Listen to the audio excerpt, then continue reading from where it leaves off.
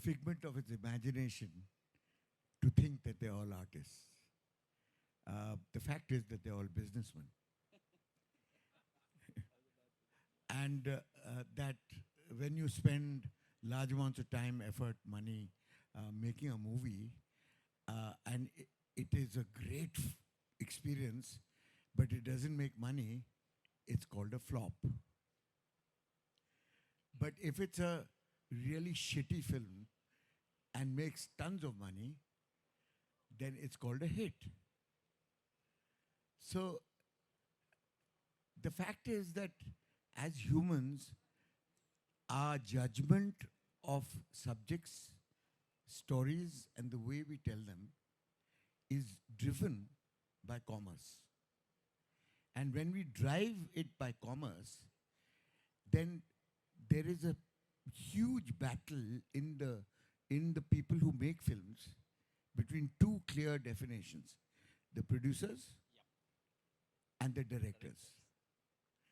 The director is a dreamer. He's a visionary, and he wants to make films for himself and hope like hell that his sensibility finds an audience. The producer, on the other hand, thinks that he knows his audience better than the director does, and therefore wants constantly to get a bang for his buck in terms of ROI, and is constantly riding the director to change his vision for an audience vision rather than a director's vision. This has always been the battle in the business of movies. Is the producer versus the director, and the producer is on the side of the consumer, and the director is only on his own side. And he hopes like hell that he can find an audience. Now, everything has changed. Because artificial intelligence is, I'll tell you what an artificial intelligence, very simply, the way I know it, is when you do an X-ray, a lay person doesn't know his ass from his elbow.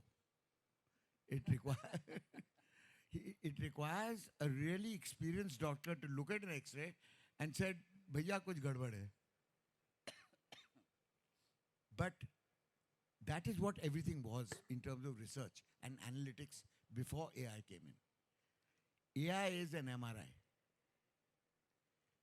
It slices everything down to the lowest common denominator and gives you a very clear picture of your entire body or the part of your body that you want to actually know about. So even a bad doctor knows exactly what's wrong or right.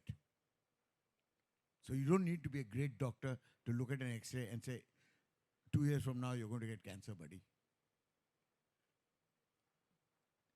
So the difference between analytics, research, market research, consumer studies, consumer behavior, and it's the same as consumption of anything. Soaps, toothpaste, biscuits. Consumption of entertainment is exactly the same. So today, the AI has given you a weapon which actually takes the decision out of everybody's hands, including the director, who's still fighting, kicking, biting. Because now it's not the producer versus the director, it's AI versus the director. So I'll leave that thought with you and we'll take it forward from there. And let's see what happens tomorrow.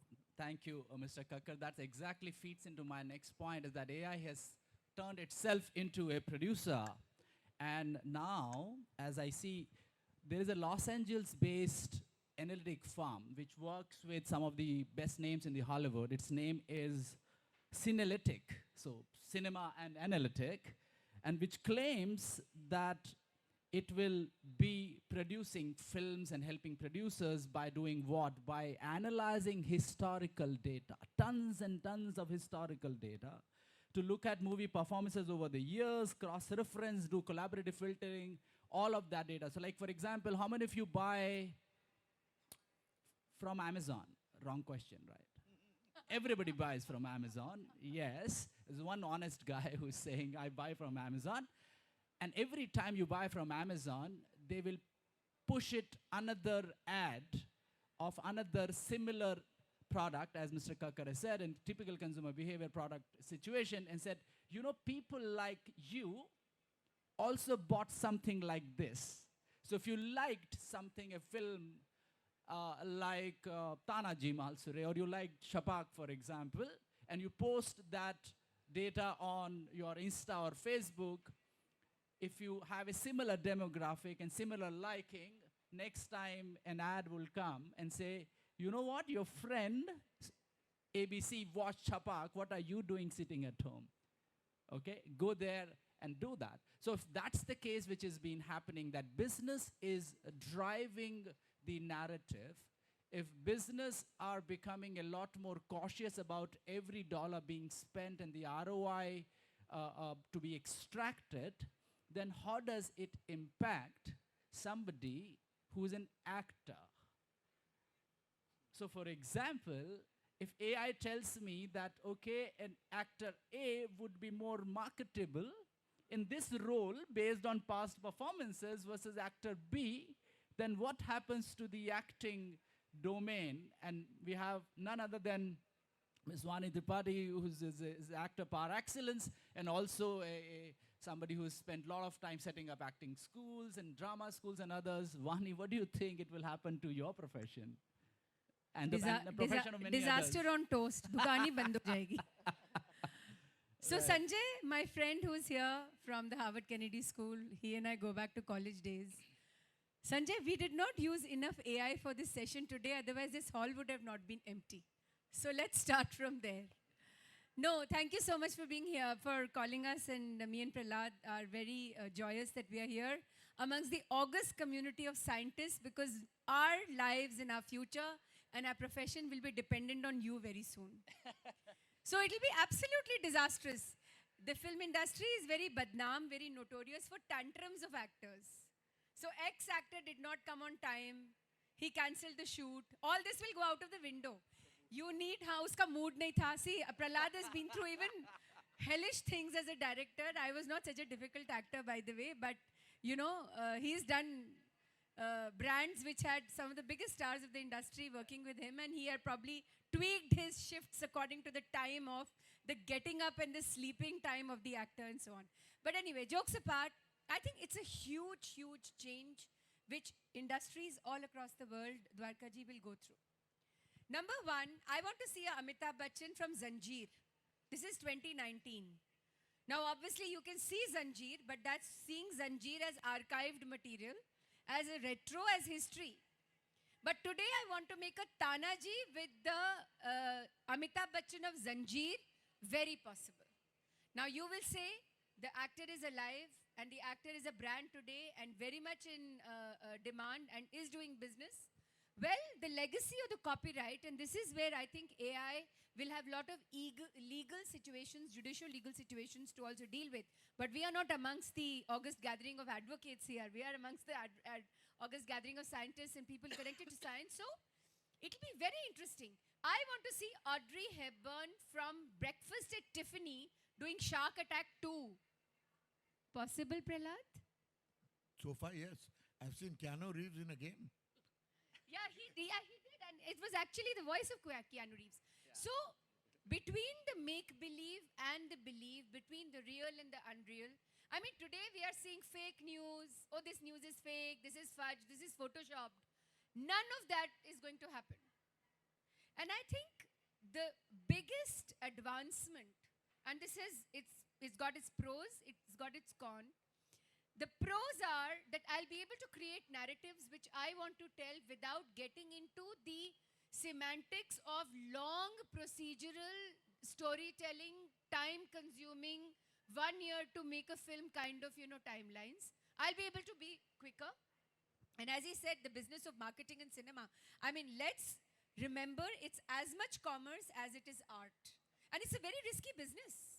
Every single producer or director and actor is as good as the last Friday. If the journey doesn't complete between a Friday to a Monday, it's monkey spit. Those days of the Jubilee Kumars and the silver jubilees of cinema is over. It's absolute fast food. We are living, even today, I mean, when AI looks like a little bit of a distant dream, we are still looking at cinema marketing wise, from an absolute social media point of view, 30-second opinions make or break, hero or zero.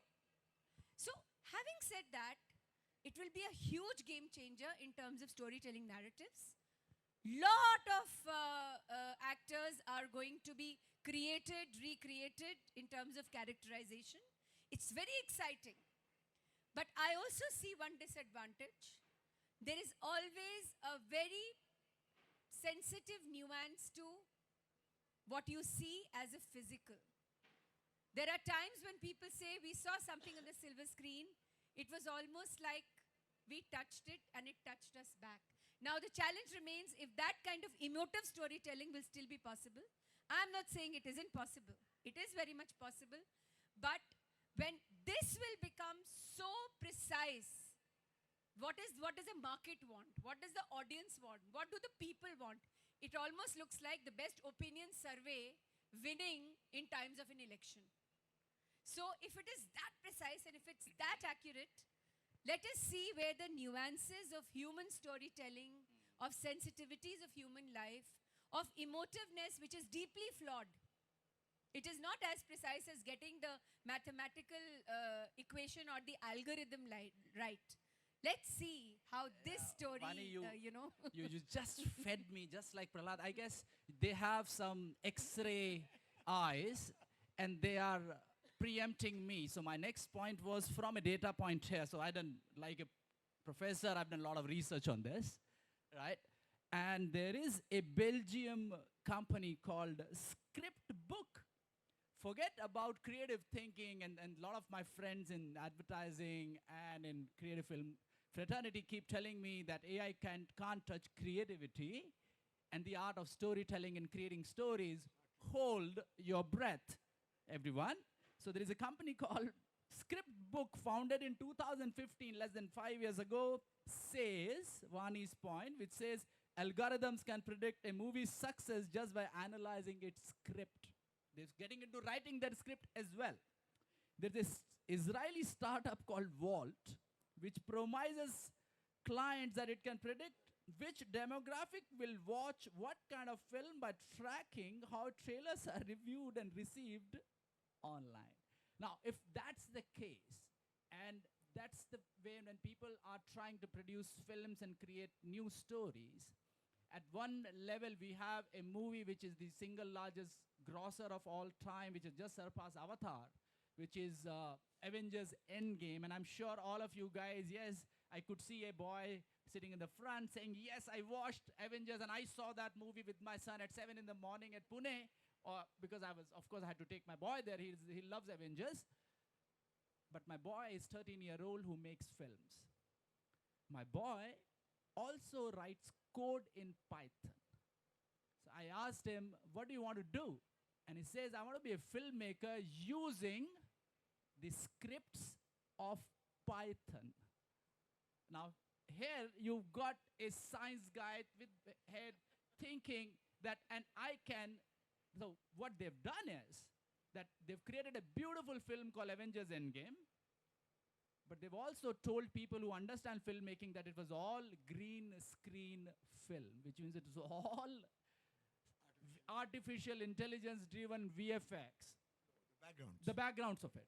Okay, so what's also is happening, that the huge emotive context. So the people came, they acted, did their, there's a new way of filmmaking which has started happening here. So the question is that at one level, this is where it's getting success. Another level, you also have really good storytelling like Badhai Ho in India, which is also finding market.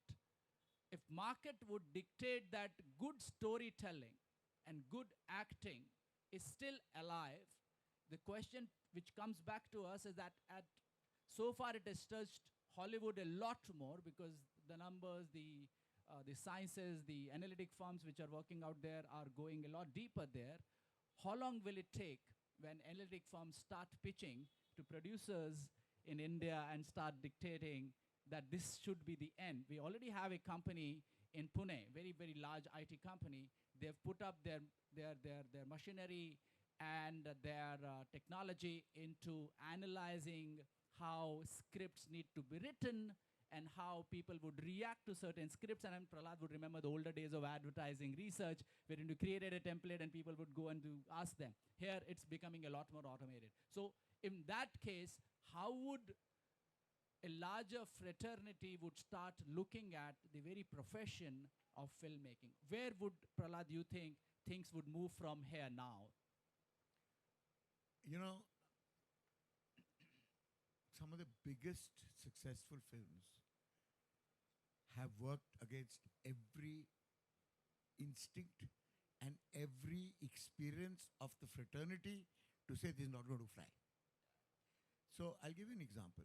When Adi Chopra made his film with Shah Rukh, which is still running, I think. It's Dilwale Dulhania is still running in one theater in Maratha Mandir, Yeah. correct? You know, they've just taken it over and they're running it for the last God knows how many years. So when he wrote his script, everybody turned around and said, change that particular scene. It'll flop. And that scene was that this girl says that her father doesn't agree. Yeah. And your instinct for the Hindi movie tradition is, utha ke bhag liya. Cut to the chase. And he said, nahi, main usse baat karunga. And there's a long scene where there's a monologue of about 5 to 6 minutes. And he says, पक जाएंगे लोग यार, जूते फेंकेंगे. पागल है क्या? ऐसे कभी नहीं होता. हीरो कभी भीख नहीं मांगता. हीरो उठा के ले जाता है. You know? And it was across the board. Across the board.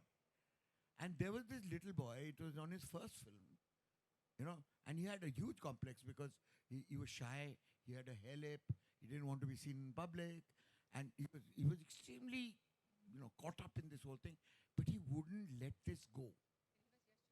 And he's Yash Chopra's son, but he wouldn't let it go. So finally he went around the world and they all told him it's not going to fly. He goes to his mother and he narrates the scene to her. And she turns around and tells him, don't change a word. Why would a mother behave superior to an analytics? And why would he follow his mother's opinion and not market research, which turned around and told him, change the scene? So, you know what he told me when I interviewed him for this? He said he went for the first show, first day, sat in the third row, because that's where all the Mawali sit. And all the comments in the movie is going to come from there. And he sat and he watched this film holding his breath, saying hit, ya miss, ya flop, based on that scene. And he said, pata hai, ek chew mein nahi nikla audience hai. They did not say a word, no, bhag ja, ye bakwas hai, nothing. No comments from the Mawali group. And he got up and left and he said, Meri film hit hai. Now, I believe that your instinct, which is the trivia that you've collected on your non-logical brain, is far superior to your logical brain. And if 2 and 2 is equal to 4 in an logarithm, then for an artist, 2 and 2 is 22. Beat that. I guess it's a very interesting point, and I have a personal experience of going against what research would say. I'm a researcher myself. Last year, I wrote a script for an ad film for my student. Very small company based out of Surat. He reached out to me. He said, Dwari sir, can you write a script for me? And he's seen my poetry and all that stuff. I said, I've never written a script, by the way. But if you're asking me to write a story, I'll write a story. You make a script out of it. He said, I asked him, what is the brief? He said, it's a large wedding resort, and they want to make a father-daughter wedding film. Period. That's the brief. And my instinct told me that father-daughter narrative is being done to death with in every single product and commodity. Being a marketer myself, I said, I don't think that's really working out. my own insight told me, and also personal experiencing, that probably there is a relationship which is not being used as much in a wedding situation, which is older brother, younger sister narrative. And my one line consumer insight based on which I wrote the story was कि बड़ी बहन की शादी में छोटा भाई बड़ा हो जाता है. And we wrote that script, and client was initially not very happy because said, no, we want the father-daughter, that relationship. I said, just try the initial cut. To cut a long story short, we stood by our creative instincts, and when we launched it, in 3 days, it became viral on social media. It touched 1 million. By the time Rakhi came, we touched 5 million, and today, it's a small film from a small brand, from a small advertising agency. It stands at 20 million views on Facebook. You know, and we stood by our instinct, saying that no, this is where the market research and others and data points might not, because it's coming. And it helped because I have 2 elder sisters, and मेरे बाप ने मेरे को तभी अच्छा माना जब मैंने दोनों बहनों की शादी कर दी.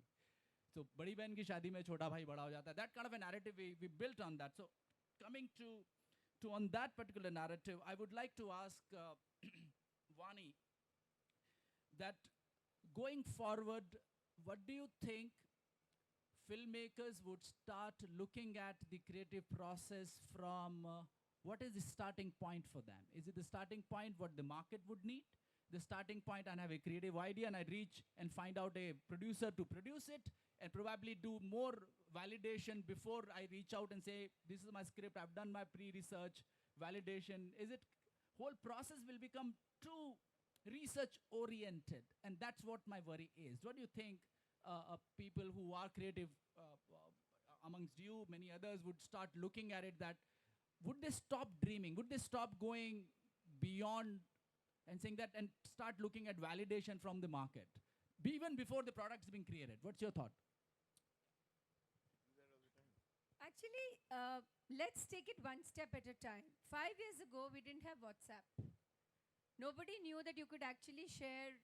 You could share multimedia, you could share videos, you could share home videos. I mean, in Hollywood films for a long time, we were seeing, whenever we saw childhood of a character, we went into that screen mode of videos being shot with a child running around a bathtub and saying, hey, Papa, hey, Mama. And you know, that became like a overrunning theme of so many films where whenever there was a flashback, there would be a childhood scene, so on and so forth. So all film industries work on formulas. Dilwale Dulhaniya became hit. There was a spate of romantic films. Boy meets girl films. Gangs of Wasipur became a hit. Suddenly gangster, mafia dumb, Vastav, the Don who was the most feared villain in films like, you know, whether it was a Mr. India and Mogambo, who was not a very serious Don, but Don films and mafiosi films and so on became this. Recently, as Dwarka ji pointed out, films like Badhai Ho. So then this is realistic cinema, celebration time. There are narratives which are real. The hourglass figure of the woman, yes, and secret superstar. Suddenly you have a new spate of new kind of storytelling. So I think more than concentrating on what research would do, I think the times are the biggest research. जिसे हम हिंदी में दौर और समय कहते हैं. और ये दौर की कहानी है. 10 years ago, it was impossible to think of a film which was on menstruation and working on box office. A film on toilet called Toilet Ek Prem Katha, working on box office. I mean, one was a gun-toting hero taking on goons, 35 of them, and the babe in the woods, you know, standing next to him, probably drenched in rain 5 minutes ago. All that is suddenly gone, and you have a NH10, you have Dirty Picture, you have Badhai Ho, you have something on erectile dysfunction. When was the last time? I mean, if menstruation is taboo, erectile dysfunction is a bigger taboo. And not just in India, in all of this region. So we are breaking a lot of glass ceilings as far as women characterization is concerned, as far as dominance of the male figure is concerned. But let me come to what is giving me hope, Dwarka ji. AI, if this is the next forward, is the OTT platforms. I call it the democratization of content. Where was Netflix, Amazon, Alt Balaji, Hotstar, XYZ, so many of these platforms just 2 years ago? We were not seeing Sacred Games or Mirzapur or Inside Edge or documentaries made in the United States being streamed, Indian content being streamed in 119 countries in one day. This kind of explosion of eyeballs for content was impossible just 2 years ago. So if in 2 years ago, this narrative has changed so rapidly, what will happen when artificial intelligence, and I still feel the most impact, and remember, just 2 years ago, me, Prahlad and Shekhar Kapoor were sitting in Goa during the film festival. We were all a part of the steering committee, and Shekhar said something very interesting to both of us. Shekhar said, I'm going to be at MIT, looking at AI this year. And we both looked at each other, what? Shekhar, are you not making your next film? He said, yeah, that's where my next film will come out of. And we were like, no way. Shekhar is like just talking futuristic as he does. 2006, Shekhar Kapoor had said something like, which was quoted in a Time magazine, in 2019 when Spider-Man will be made, maybe Spider-Man 5, when the mask will come off, it will be Chinese. People laughed at him. Today, I think it's very real. Very real. The largest audience on earth is in China. Is in China. So I think our minds are still exploring the capaciousness to consume content. I will repeat this. I said it at the World Economic Forum just few weeks ago when we were speaking on content there. Our minds, the human mind, as he said, machine ab sochengi wo jo aadmi chahta hai. But within the Adami business, our minds are still exploring the capaciousness to consume content. So imagine when that content will go out, research or no research, it is the play of the human mind. Nobody can go beyond that basic emotion of storytelling. Even an AI generating algorithm will be thought of by that mind which is emotive, and only then it will come through. So I think it's a shared collaboration. We are not scared of the machine, but the machine is actually a shared collaboration of the human mind. It's an extension. Yeah, absolutely It an helps extension. you. It helps you. See, before we had all these images that were being computer generated. Before actually science came in and started computer generating all your images, including green screen, we were trying to do everything in camera and failing horribly, and everything looking really tacky. When that dinosaur film was made, Jurassic Park, we were left shocked because it wasn't 2D dinosaurs. They were 3D dinosaurs. They looked real. They felt real. They had texture. They even had bad breath. That was such a shock for people like me who were so enamored of cinema and so encumbered by the fact that execution was so different from our dreams. Today, your dream, what you imagine, is possible, thanks to science.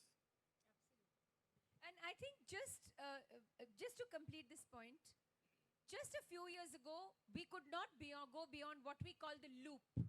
We had these huge cans, 100 kg each. Hundreds and thousands of them used to capture that one film which was edited on a very cumbersome loop machine, and it took almost 1 year of post-production. Post-production we call when the film is done with the shooting part, 1 whole year of post-production, because those loops and loops and loops had to be cut, chopped. So all those gorgeous big magnum opuses that you saw years and years of great editing and post-production work. And suddenly, there came the chip. One chip which is probably tinier than half of my finger. It just changed the technology. But what happened? Initially, the fear of the unknown. Today also there's a fear of the unknown. AI is still work in progress. It's a lot which will be done, through that technology. But that one chip just revolutionized the kind of films we are able to create, which also meant one chip could stream content into 150 cinema theaters all across the country. Here there used to be one film looped on a spool. Pass it from theater to theater. Yeah, and you have to pass it from theater to theater. So the 6 o'clock show at Maratha Mandir in Mumbai will that reel will be playing at 3:30 at Bandra, in another theater. Those days just got wiped off in a speck. So I think science and art has coexisted. It's a fantastic and a very beautiful collaboration.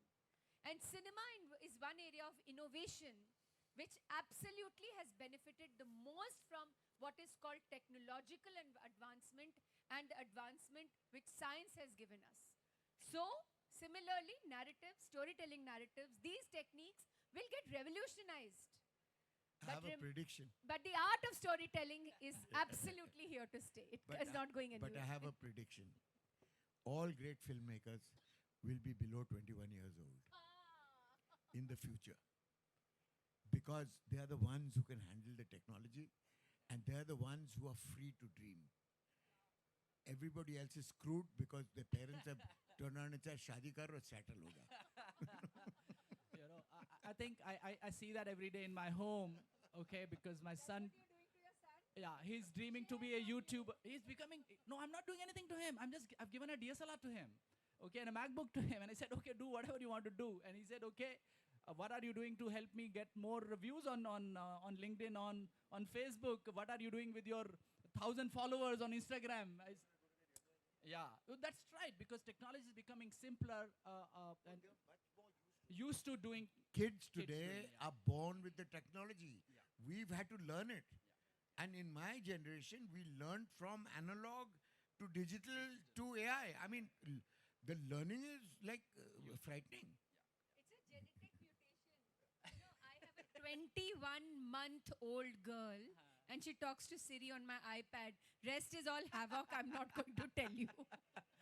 Okay, so one of the closing points I would like to look at is the fact that apart from the creative process of creating films and using technology to create a better, as what Mr. Kakkar has also said, is all about bringing a lot of finesse to the craft of filmmaking and storytelling, and making it much more slicker, smarter, closer to your dreams. You could imagine a lot better than you could in the past. The technology was not available. But films also need to be marketed. They need to be advertised. They need to be distributed. So Vani's point is very bang on that today. Sometimes somebody was asking me, well, how come every Salman Khan film makes 300 crores minimum, irrespective of the content? Except The Last Dabangg. The Last Dabangg, yeah. And I said it's all about distribution. He knows a lot more about. So, for example, it's predominantly how many theaters at one single day it gets distributed because of technology. And look at, even if it's a 50% of occupancy, minimum ticket rate, the number adds up to 300 crores. If you even bare minimum back of the envelope calculation, if you do that, because then as many number of prints are available to be distributed at a no cost to the distributor. Gone are the days, you used to have whole distributor circles being divided, overseas rights and this and that. Now it's much simpler to do the business of it. Second is the personalization of a user content.